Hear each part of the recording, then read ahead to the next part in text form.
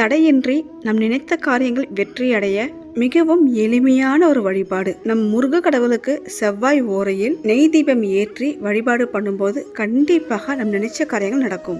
6 வெற்றிலை காம்பு கிள்ளி எடுத்துக்கணும். நல்லா கழுவிட்டு மஞ்சள் குங்குமம் இட்டு மயில் தோகை போல் பித்தளை தாம்பால் தட்டில் அடுக்கி வச்சிடணும். சின்னதா ஒரு அகல் விளக்கு எடுத்துக்கோங்க.